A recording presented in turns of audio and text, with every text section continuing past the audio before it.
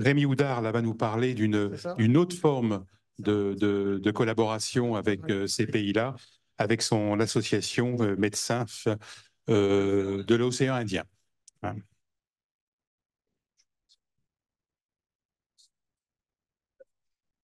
La flèche là.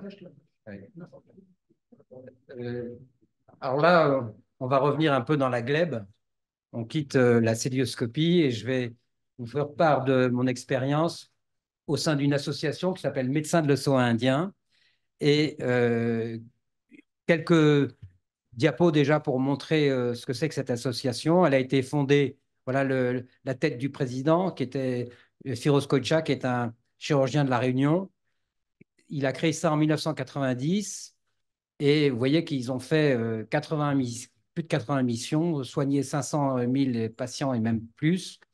Il a rapporté là un incident, ils se sont écrasés avec un avion de l'armée malgache en 95. Miraculeusement, lui, il s'en est sorti avec 4 missionnaires, tous les autres sont morts. Et Kocha n'a pas lâché l'affaire, il a continué, il est reparti. Donc, on fait 2 missions flash, si vous voulez, par an à Madagascar. Il y a une cinquantaine de participants pour chaque mission, comme vous voyez. Et alors, il a calculé ça. Le prix moyen d'un acte est inférieur à 6 euros. Et vous allez voir qu'il y a à la fois c'est très multidisciplinaire, de l'ophtalmo. Vous voyez qu'il y a des dentistes en train de faire de l'extraction, là, des opticiens qui vont délivrer des lunettes, etc. Donc, c'est multidisciplinaire. Il y a des médecins généralistes, des pédiatres qui circulent autour de l'hôpital. Ils ne restent pas à l'hôpital. Et il y a une activité chirurgicale. Euh, alors là, non, c'est l'autre. Il y a une activité chirurgicale. Il y a également des campagnes d'hygiène bucco-dentaire, de prévention. C'est un gros problème à Madagascar, l'état de la dentition, des dentures, pardon. On passe à la suite. Et donc là, maintenant, on va passer à cette activité chirurgicale que je vais assez brièvement, parce qu'on n'a plus beaucoup de temps, vous décrire. Donc, on fait 2 missions par an de 3 semaines, jamais 2 fois de suite dans la même ville. Et le principe essentiel, c'est qu'on s'installe dans un hôpital, c'est un hôpital loco-régional, je dirais, c'est un petit hôpital régional, mais il faut qu'il ait une infrastructure disponible permettant la chirurgie. On doit, nous, pallier les insuffisances locales, on va le voir. Ça définit donc la chirurgie qu'on peut faire. Un mot sur les diagnostics préopératoires dont on dispose. En pratique, je vais vous montrer ce qu'on fait et je terminerai sur un mot sur la formation, qui est un des gros problèmes, et les frustrations que laisse cette pratique chirurgicale. Ah, pourquoi il ne vient pas, là? Alors, non. Utiliser l'infrastructure disponible, pour nous, c'est qu'il faut qu'il y ait 2 salles d'op et une salle pour l'ophtalmo. Donc, bien sûr, il y a des missions préparatoires pour vérifier que tout ça existe. On a besoin de 2 grandes salles communes d'hospitalisation, même si elle est très brève, et sans célioscopie, pratiquement tous mes patients sortent le lendemain. Ceux que je garde longtemps, une amputation du rectum, je vais la garder 5 ou 6 jours. Il faut 2 grandes salles donc, communes d'hospitalisation. On sait qu'au point de vue de l'imagerie, on ne disposera que d'un minimum, c'est-à-dire une radio simple, une radio de thorax ou une radio de membre. Et par idem pour le laboratoire, on n'aura sur place que des analyses tout à fait basiques. Donc, s'installer dans un hôpital, c'est... non, alors, on repasse de l'autre côté. Pallier les insuffisances locales, ça veut dire qu'on doit fournir, la mission fournit à la porte, premièrement, sur le plan de l'énergie déjà. Il faut des générateurs électriques qui permettent de travailler complètement, car les pannes, les interruptions du réseau sont quotidiennes, donc très courantes et parfois très prolongées, et les générateurs hospitaliers de secours sont généralement hors service. Il faut apporter tout le matériel transportable. Pour l'instant, pas les tables, mais j'espère que les prochaines fois, on aura nos tables. Donc, le matériel de stérilisation, les scies elliptiques, bistouri électrique, tous les instruments, dont le binoculaire d'ophtalmo, bien sûr, des respirateurs, des extracteurs d'oxygène, parce qu'il n'y a pas d'oxygène, des scopes, et enfin tout le consommable en ce qui concerne la stérilisation, l'anesthésie, mais tout le matériel chirurgical, les médicaments et tout le matériel du post-op. Alors, dans ces conditions, qu'est-ce qu'on peut envisager comme chirurgie?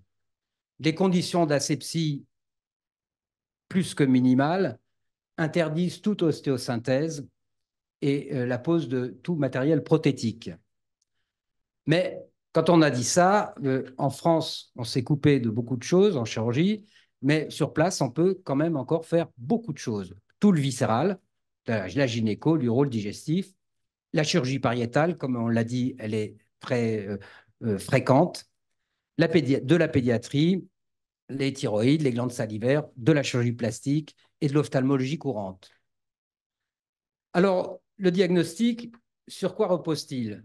Eh bien, beaucoup sur la clinique, qui est, comme vous le savez tous, de plus en plus négligée dans les pays européens, au fur et à mesure que on demande un scanner abdominal avant d'examiner un abdomen en urgence. Et sur place même, l'essentiel de la formation que je dispense aux internes, c'est de leur expliquer qu'il faut examiner les patients. Le seul véritable moyen d'imagerie, c'est l'échographie qui nous fournit pratiquement tous nos diagnostics et nous apportons 2 appareils portables et un radiologue français qui est très entraîné dispose également d'un collègue malgache qui est généralement en formation, qui est un échographiste, lui. Euh, je passe rapidement là-dessus. On a également un gastro-entérologue qui peut faire des endoscopies digestives. C'est d'ailleurs un des gros problèmes d'avenir, car tous les endoscopes dont nous disposons sont des endoscopes optiques. C'est tout le matériel que nous avons pu récupérer dans les différentes cliniques, hôpitaux, cabinets de gastro-entérologie des collègues et qui sont mis au rebut avec l'apparition des colonnes vidéo électroniques. Et lorsque ce matériel sera hors service, un, il ne sera pas réparable, et deux, on ne sait pas comment on le remplacera parce qu'il n'y a plus de fabrication de matériel optique. Et trimballer des colonnes vidéo d'abord, c'est très onéreux. Ensuite, dans des conditions dans lesquelles on travaille, ça semble totalement illusoire. Alors, en pratique, qu'est-ce qu'on fait? Ben, en ophtalmo, vous voyez, à chaque mission, on fait une centaine de cataractes. En ORL, des amygdales, bien sûr, de la chirurgie des glandes salivaires, il y en a beaucoup. Des thyroïdes, il y en a aussi beaucoup. En viscéral, beaucoup de chirurgie pariétale, beaucoup de gynéco, des tumeurs du sein, de l'utérus, des ovaires, les fistules obstétricales, je vais revenir dessus. En digestif, ben, il y a des cancers, il y a de la pathologie lithiasique biliaire et des hypertensions portales bilarziennes qui nécessitent souvent, alors là, il faut le faire en 2 temps, des ligatures élastiques quand on voit les patients en urgence ou semi-urgence, et ils ont généralement entre 3 et 5 grammes d'hémoglobine, et dans un deuxième temps, une dérivation portocave. C'est moi qui fais cette chirurgie. En urologie, donc, les fistules obstétricales sont parfois très complexes. C'est les interventions les plus longues qu'on ait à faire au cours de ces missions. Elles demandent, ça a été parfaitement décrit par les chirurgiens français, par Alain Leduc, Camet, etc., et Dumurgier. Il faut faire beaucoup de plastique pour réparer ces fistules qui sont vésico-vaginales, mais on commence, il y a souvent plusieurs temps parce qu'il peut y avoir déjà une destruction du vagin qu'il faut remettre en place avant de pouvoir faire la correction de la fistule vésico-vaginale. Des adénomes de prostate, là, un collègue lyonnais, le professeur Badet, qui s'occupe maintenant, qui prend ça en main. Et enfin, de la chirurgie plastique a pas mal d'indications avec les séquelles de brûlure. Vous savez, les gosses qui tombent dans le canoun, des plaies négligées, des fentes labiales, des couvertures diverses. Alors, comment il faut faire ça? Ben, il faut s'adapter aux conditions d'exploration. Par exemple, pour les cancers gynéco, on n'a pratiquement jamais de diagnostic histologique préopératoire. Évidemment, il n'y a pas de réanimation, il n'y a pas de kiné post-op, il n'y a pas de choses comme ça. Et donc, il faut que les suites soient simples, avec pratiquement pas de soins post-op. Il n'y a pas de pansement, je ne mets jamais de pansement. Et il faut éviter les drainages, éviter les stomies et souvent accepter de revenir à des interventions du passé. Ça nous ramène dans les années 80. Euh, ben, par exemple, une lithiase cholédossienne, il faut la terminer par une anastomose cholédoco-duodénale parce qu'on n'a aucun moyen de vérifier la vacuité de la voie biliaire principale. Il n'y a pas de cholangiographie, bien entendu.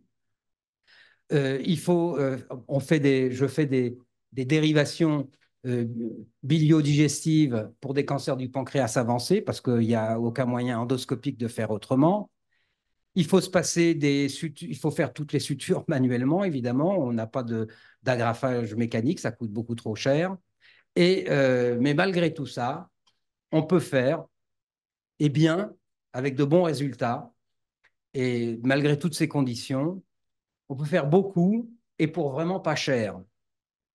Alors, je vous ai cité là un œsophage. Vous savez, je ne fais pas de chirurgie œsophagienne tous les jours. Mais dans ces conditions, j'ai quand même pu faire une œsophagogastroplastie avec une astomose gastro-cervicale, une astomose au cou, évidemment, pas chez un tabagique alcoolique de 65 ans, mais chez une jeune femme qui avait un œsophage caustique avec un bon résultat, des amputations du rectum, des anastomoses portocaves, la correction de cette catastrophe qu'est la fistule obstétricale chez des gamines qui ont entre 16 et 20 ans, des imperforations anales, etc. En plus, bien entendu, de la chirurgie de base, la chirurgie superficielle, qui est le courant, c'est-à-dire la chirurgie pariétale et la chirurgie des thyroïdes, par exemple.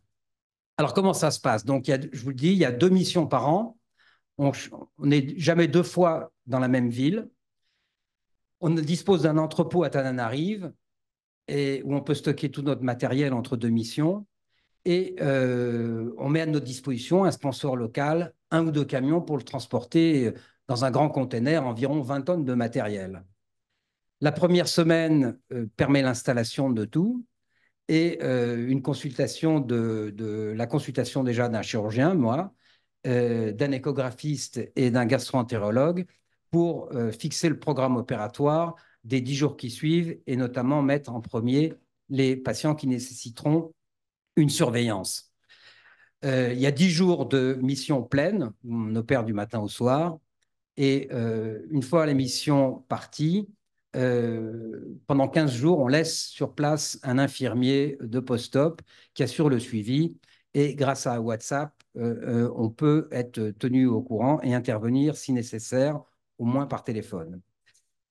On doit avoir disposé d'un ou 2 hôtels pour les 55 participants et on se retrouve tous au dîner le soir, ce qui permet d'assurer la communication et la cohésion du groupe. Un mot sur la formation qui fait partie de la devise de l'association, mais qui reste un point faible parce qu'on change de ville à chaque fois. Et donc, même si on accueille 6 internes, si on fait un EPU quotidien pour les médecins de l'hôpital et les médecins du secteur. Si le radiologue forme activement un échographiste, même si on propose bien sûr aux chirurgiens locaux ou aux chirurgiens locaux, parfois il y en a plusieurs, de participer aux interventions quand ils sont motivés, malgré tout ça, donc c'est un point faible.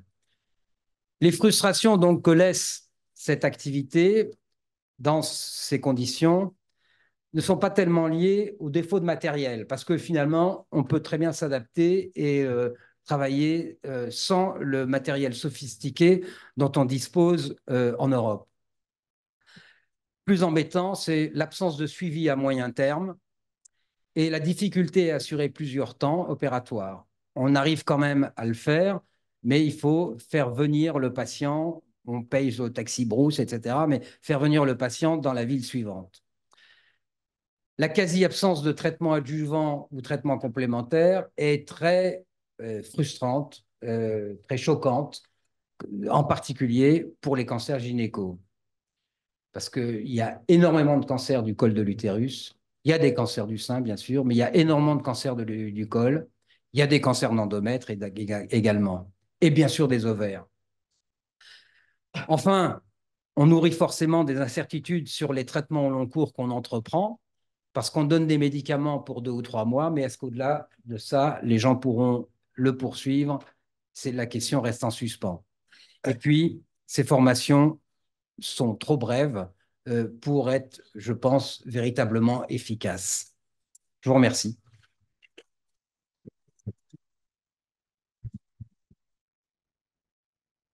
Merci Rémi Houdard. C'est une autre, je pense que toutes les ONG se valent. Hein. C'est un autre fait, c'est pour ça d'ailleurs qu'on t'a fait venir, mais ces missions semblent extrêmement bien structurées. Ce qui est dommage, c'est qu'il faudrait que vous incitiez plus sur la formation. Parce que que deviennent ces populations lorsque vous n'êtes pas là? Bien sûr. Alors, Voilà, c'est la seule question que je voulais poser. Ça fait partie des réflexions qu'on a et des discussions qu'on a au conseil d'administration de l'association. On change de ville à chaque fois. En particulier, c'est lié à notre mode de sponsoring. Chaque mission coûte 100 000 euros, en gros. Donc, il faut trouver de l'argent. Et on trouve Koicha, le patron, il trouve l'argent essentiellement chez des sponsors locaux qui ont évidemment envie que la mission se passe dans le secteur où ils travaillent, où ils opèrent, où ils vivent habituellement. Et c'est un peu cette raison pour laquelle ça tournait comme ça. Mais on est en train de réfléchir à la possibilité de dissocier un peu et d'avoir une activité chirurgicale qui revienne plusieurs fois, alors que l'activité médicale, pédiatrique, etc., elle continuerait à tourner. Raison de plus pour avoir peut-être des collaborations avec d'autres ONG. Et c'est la raison, je pense que l'Académie de chirurgie, à mon avis, a un rôle de faire rencontrer aussi les différentes ONG. Oui, Jean-Luc Bouillot, c'était le sens de ma question, c'est-à-dire qu'à vous écouter, on voit bien qu'il y a un certain nombre d'ONG, d'actions à droite et à gauche, mais on a l'impression que personne ne sait ce que font les autres. C'est-à-dire, est-ce qu'il y a un moment, il n'y a pas moyen d'avoir une idée globale de ce qui se fait pour toute l'équipe subsaharienne en chirurgie, mais ça peut être en urologie, en médecine, etc. Parce qu'on a l'impression que chacun est dans son petit créneau. Et que s'il y avait peut-être une coordination même un peu informelle entre les différentes ONG, peut-être qu'on serait plus efficace sur le long terme. Mais c'est une question que je me pose. Mais c'est la question, c'est la raison pour laquelle vous êtes ici.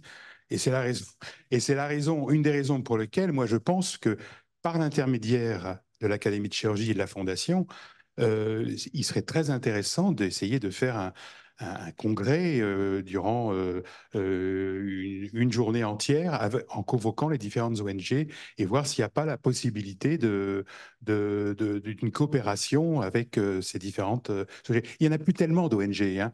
Hein, il faut pas non plus, il n'y en a pas des centaines. Hein. Là, c'est une ONG locale, mais en France, il n'y a plus tellement d'ONG qui travaillent dans ces pays-là. Hein. Hein, et là, notamment, il y en a pas mal qui ont subi l'effet du Covid hein, et qui ont dû arrêter leur programme. On va passer à une autre question. Oui, pardon. Oui, l'océan Indien, c'est Madagascar. Oui. Madagascar en fait partie, oui.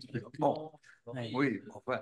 Alors, ce que je ne comprends pas, c'est qu'à Madagascar, il y a des facultés de médecine. Alors, je ne forme pas de chirurgien, il n'y a pas moyen. Et je vais te répondre à ta question. Tananarive, l'hôpital de Tananarive était, il y a maintenant 60 ans, l'hôpital de référence de l'Afrique occidentale française.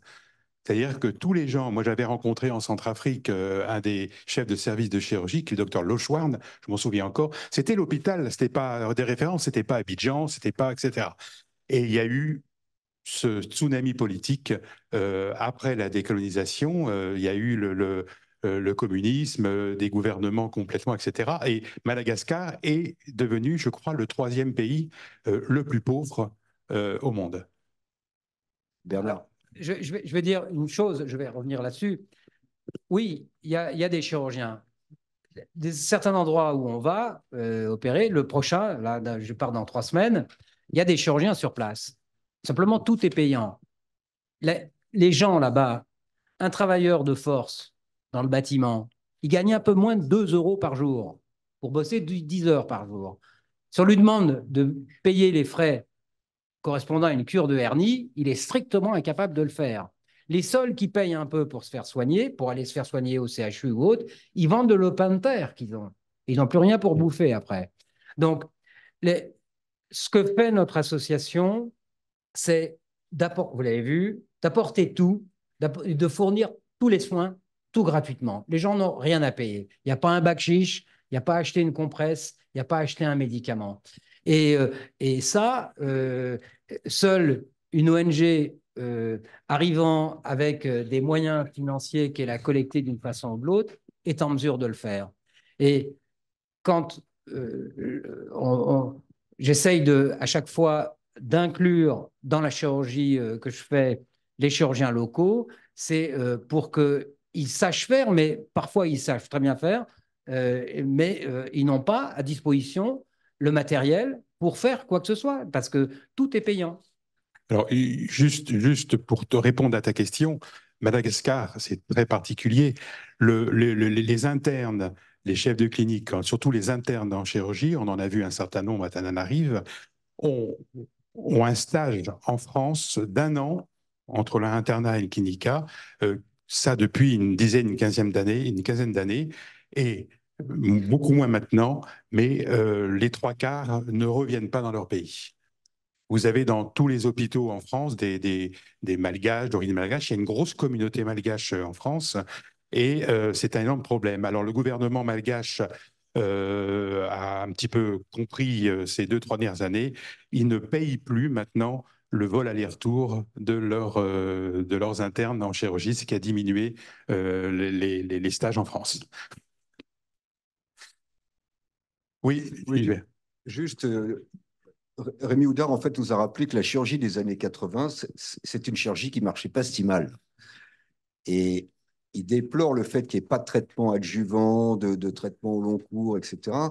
Mais on a oublié que les patients qu'on traitait dans les années 1980, les cancers du rectum qu'on opérait, il n'y avait pas de radiothérapie pré-op, il n'y avait pas de traitement adjuvant, etc. Et l'alternative, finalement, vous offrez à des patients une possibilité thérapeutique qu'ils n'auraient pas eu si vous n'aviez pas été là, finalement. Ah oui, bien sûr. Donc, c'est quand même... C'est une bonne façon de faire d'aider les gens, mais c'est une façon bien utile. Quand tu opères un cancer de l'ovaire et que ce n'est pas un stade 3 avancé et que tu te dis qu'avec une chimiothérapie, il aura une chance de s'en sortir, ou que tu es obligé d'opérer un cancer du col de l'utérus, mais que tu n'as pas pu faire irradier ou chimiothérapie avant, tu le fais, mais tu sais que malheureusement, ce patient n'a pas toutes ses chances. Et à chaque fois, ça te fait mal au cœur. Oui, mais si vous n'étiez pas là, elle n'aurait jamais été opérée. Elle n'aurait pas eu la chance minimum d'être opérée. C'est vrai.